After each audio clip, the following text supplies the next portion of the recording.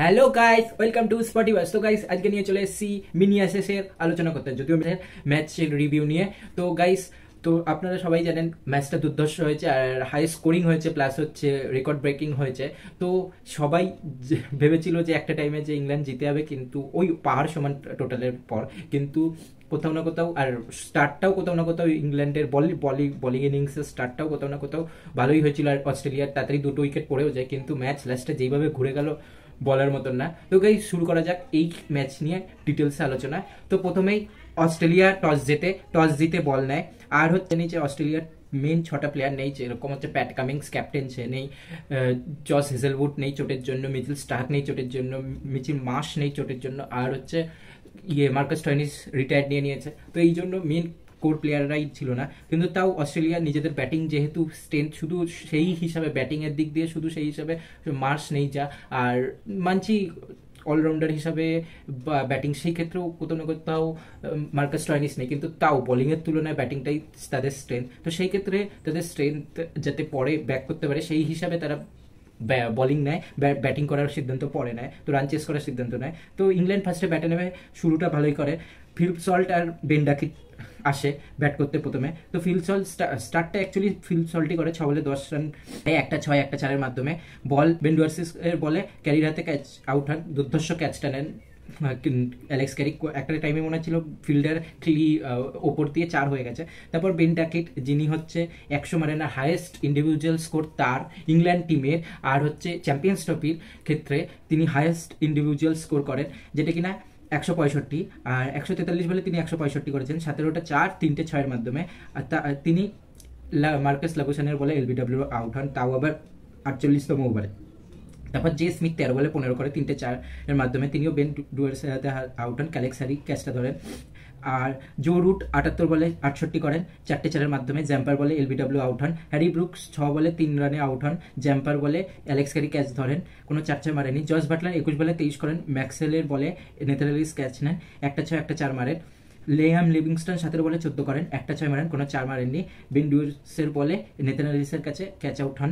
আর হচ্ছে বিনকার্স হচ্ছে 7 বলে 8 করেন, একটাও 6 একটা 4 মারেনি। আর মার্কাস লাবুসানের বলে কটন বোল্ট আউট হন।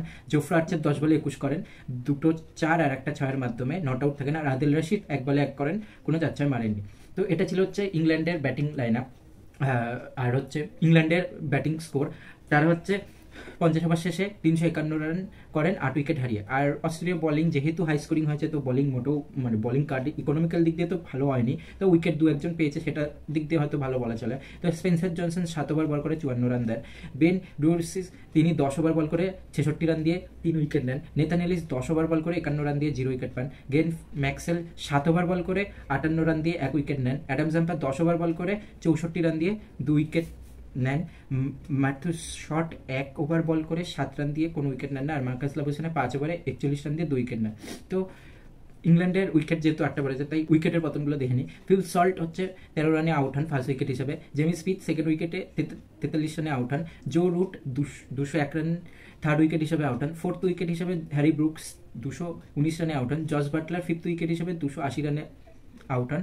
আর লিয়াম লিভিংস্টন 316 রানের সময় 6 উইকেট হিসেবে আউট হন। আর বেন ডাকিট 322 রান তখন 7 নম্বর উইকেট হিসেবে আউট হন। আর কার্স 368 রানের সময় 8 উইকেটে আউট হন। এবার দেখে নেওয়া যাক পার্টনারশিপ। তো পার্টনারশিপ ফিল সল্টের সাথে বেন ডাকিটের ফার্স্ট উইকেটের জন্য 10 বলে 13, সেকেন্ড উইকেটে বেন ডাকিট আর জেমস স্মিথের মধ্যে 30 বলে 22, থার্ড উইকেটে যেটা মেন পার্টনারশিপ ইংল্যান্ড এত বড় রানের পাহাড় সমান রানের যে তৈরি করেছিল, তার জন্য যে মেন পার্টনারশিপটা সেটা হচ্ছে 155 বলে 158 রান জো রুট আর বেন ডাকিটের মধ্যে। ফোর্থ উইকেটে 19 বলে 18 বেন ডাকিট আর হ্যারি ব্রুকসের জন্য। ফিফথ উইকেটে জস বাটলার আর বেন ডাকিটের মধ্যে 42 বলে 61। সিক্সথ উইকেটে বেন ডাকিট আর লিয়াম লিভিংস্টনের মধ্যে 64 বলে 36। সেভেন্থ উইকেটে বেন ডাকিট আর কার্সের মধ্যে 4 বলে 6। আর এইথ উইকেটে 12 বলে 16 আর্চার আর কার্সের মধ্যে। আর শেষ 9 নম্বর উইকেটের জন্য 4 বলে 13 নট আউট ছিল এই পার্টনারশিপটা। এবার আসা যাক অস্ট্রেলিয়ার ইনিংসে, যেটা কিনা তারা হচ্ছে 352 রান পাহাড় সমান রানের চেস করতে নেমেছিল। আর প্রথমটা বললামই, শুরুটা খুব একটা ভালো হয়নি, আর বিশেষ করে মেন অভিজ্ঞ 2জন ব্যাটসম্যান আউট হয়ে গেছিল। তো যাই হোক, ম্যাথিউস শট 66 বলে 63 করেন, 9টা 4 একটা 6-এর মাধ্যমে। লিয়াম লিভিংস্টনের হাতে কটন বোল্ট আউট হন, ঠিক আছে। ট্র্যাভিস হেড 5 বলে 6 করেন, একটা 4 মারেন। তিনিও কটন বলে আউট হন আর্চারের হাতে। স্টিভেন স্মিথ 6 বলে 5 করেন, একটা 4 মারেন। মার্ক উডের বলে বেন ডাকেটের হাতে ক্যাচ আউট হন। আর মার্কাস লাবুশানে 45 বলে 47 করেন, 5টা 4-এর মাধ্যমে। জস ইংলিশ, যিনি কিনা ম্যাচ পুরো একাদমে ঘুরিয়ে দিয়েছে, ইংরেজদের হারিয়েছে বা ইংল্যান্ডকে হারিয়েছে, যাই হোক, জস ইংলিশ 86 বলে 120 রান করেন, 6টা 6 আর 8টা 4-এর মাধ্যমে। অ্যালেক্স ক্যারি 63 বলে 69 রান করে, 8টা 4-এর মাধ্যমে। আর গ্লেন ম্যাক্সওয়েল শেষে ফিনিশিং করে 15 বলে 32 রান করেন, 4টে 4 আর 2টো 6-এর মাধ্যমে। তো 5 উইকেট হারিয়ে 356 রান তুলে 47.3 ওভারেই এই রান চেস করে নেয় অস্ট্রেলিয়া। আর তাই যেহেতু বড় রান ছিল তাও চেস করে নিয়েছে, তো সেই হিসাবে সবাই একটা করেই উইকেট পেয়েছে। আর সবাই ইকোনমি হাই, যেরকম মার্কুট 9 ওভার 3 বল করে 75 রান দিয়ে 1 উইকেট নেন। জোফরা হচ্ছে 10 ওভার 82 রান দিয়ে 1 উইকেট নেন। কার্স হচ্ছে 7 ওভারে 69 রান দিয়ে 1 উইকেট নেন। আদিল রাশিদ 10 ওভারে 47 রান দিয়ে 1 উইকেট নেন, একটা মেডেন ওভারও করেন। তিনি একমাত্র ইকোনমিক্যাল বোলিং করেন, কিন্তু উইকেট পায়নি বলে। না হলে আমি বলেছিলাম আদিল রাশিদ ভালো বল করবে বা হাইয়েস্ট উইকেট টেকার হবে, কিন্তু উইকেট পায়নি বলে। না হলে হয়তো 3-4টে উইকেট তার তো হওয়াই উচিত ছিল। লিয়াম লিভিংস্টন 7 ওভারে 47 রান দিয়ে 1 উইকেট নেন। আর জরুর 4 ওভারে বল করে 26 রান দেন। আর উইকেটের পতন অস্ট্রেলিয়ার এরকম হয়: ট্রাভিস হেড ফার্স্ট উইকেট হিসেবে আউট হন 21 রানে, স্টিভেন স্মিথ 27 রানে 2 নম্বর উইকেট হিসেবে আউট হন। মার্কাস লাবুশানে যখন আউট হয় ততক্ষণে ম্যাচ অনেকটা গড়া হয়ে গেছিল 122 রানে 3 নম্বর উইকেট হিসেবে। ম্যাথিউ শট যখন আউট হন 132 রানে 4 নম্বর উইকেট হিসেবে। আর অ্যালেক্স ক্যারি যখন আউট হন ততক্ষণে ম্যাচ প্রায় অস্ট্রেলিয়া নিজেদের কাছে প্রায় করেই নিয়েছিল, 282 ফিফথ উইকেট হিসেবে আউট হন। আর পার্টনারশিপ ফার্স্ট উইকেটের জন্য 19 বলে 21 রানের পার্টনারশিপ হয় ম্যাথিউ শট আর ট্রাভিস হেডের মধ্যে। সেকেন্ড উইকেট ম্যাথিউ শট আর স্টিভেন স্মিথের মধ্যে 6 বলে 6 রানের পার্টনারশিপ হয়। থার্ড উইকেট 91 বলে 95 রানের পার্টনারশিপ হয়। ফোর্থ উইকেট 18 বলে 14 রানের পার্টনারশিপ হয়। আর ফিফথ উইকেট 116 বলে 146 রানের পার্টনারশিপ হয়। আর সিক্স আর লাস্ট উইকেট যেটা নট আউট ছিল 36 বলে 74 রানের পার্টনারশিপ হয়। প্রায় দ্বিগুণ রান এসছে মানে এই পার্টনারশিপে, 200 আপে স্ট্রাইক রেটে এরা পার্টনারশিপ করেছে। তো অস্ট্রেলিয়া প্রথমে যখন ইংল্যান্ড ব্যাট করেছে, বিশেষ করে বেন ডাকেটের ইনিংস চলছিল, তো বেন ডাকেট খুব সুন্দর ইউটিলাইজ করেছে। যেরকম ইন্ডিয়ার সিরিজে মেরে 50-50-60 করে তাড়াতাড়ি করে আউট হয়ে যেছিল, কিন্তু এখানে বিল্ড আপ করেছে ইনিংস। আর শুধু 100 করেনি, বড়ই 100 বলতে চলে, ঠিক আছে, করেছে।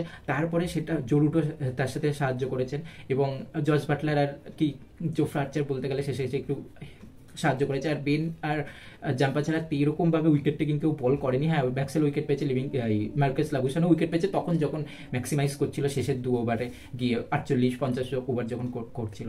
তো সেই পাহাড় সমান রান দেখে মনে হচ্ছিল অস্ট্রেলিয়া নো ডাউট হেরে যাবে ইংল্যান্ড কোথাও না কোথাও। আর বিশেষ করে অস্ট্রেলিয়ার স্টার্টিংটা ভাবিয়েছিল যে 2 উইকেট তাড়াতাড়ি পড়ে যাওয়া, কিন্তু তারপর ম্যাথিউ শট আর মার্কাস লাবুশানের মধ্যে পার্টনারশিপ, তারপর জস ইংলিশ আর মার্কাস লাবুশানের মধ্যে পার্টনারশিপ, তারপর হচ্ছে অ্যালেক্স ক্যারির সাথে পার্টনারশিপ, আর লাস্টে গ্লেন ম্যাক্সওয়েলের ঝোড়ো পারি জস ইংলিশের সাথে। তো সেখান থেকে ম্যাচ পুরো ঘুরিয়ে দেয়। আর ইংল্যান্ডের বলাররা সেইভাবে কেউই বল করেনি, রাশিদ ছাড়া কেউ ইকোনমিক্যাল তো বল করেনি, আর উইকেটও সবাই একটা করে পায়। আর জস ইংলিশ এই ম্যাচে ম্যান অফ দ্য ম্যাচ। তো হ্যাঁ, আমার প্রেডিকশন এখানে ভুল হয়েছে যে ইংল্যান্ড, আমি বলেছিলাম ম্যাচ জিতবে, কিন্তু ফার্স্ট প্রেডিকশন যেটা ভুল হলো, অস্ট্রেলিয়া ম্যাচ জিতেছে। আর এইটা হ্যাঁ 5-6 উইকেটই বলেছিলাম যদি বা হচ্ছে ইংল্যান্ডের ক্ষেত্রে, কিন্তু যাই হোক ওটা অস্ট্রেলিয়ার হয়ে গেছে। তো গাইস, এটা ছিল হচ্ছে মিনি এসএস এর রিভিউ। আপনারা সঙ্গে থাকুন, সাথে থাকুন, আরও ভিডিও নিয়ে দেখা হচ্ছে।